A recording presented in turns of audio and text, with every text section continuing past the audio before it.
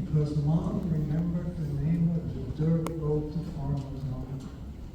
That was a weird name.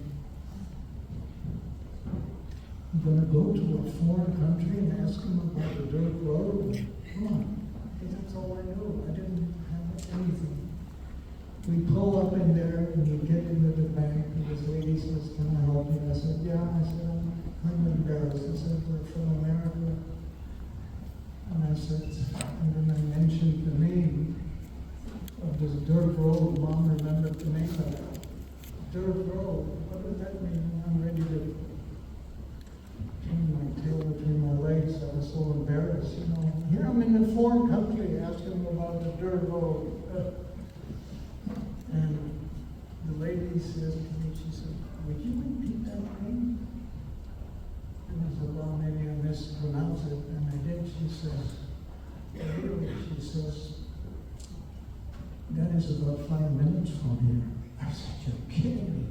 I mean, I didn't know where the heck we were. We found it. My wife, myself, my daughter-in-law, and my son, we were hugging, we were crying. It was very emotional, not even knowing where in the heck we were. We found it, in my case, stepping back into my history of almost 60 years.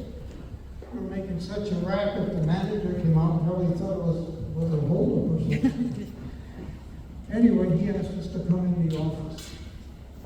And I told him right back on, I said, "Have you ever heard of the class of the Theo Post family?" He says, "Of course I have." I said, how did you know them?" I had thought of these people for so many years. And every time I tell the story of what I'm doing now, it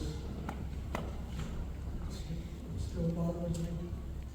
What his follow-up was, because I asked him, I said, "What happened? How did you know him?" He said, "They used to bank here." I said, "What happened to them?" Which was a silly question, because after all the years and the age they were, when Mom and I went on their farm, you know, they would have been, I don't know, 125 years old.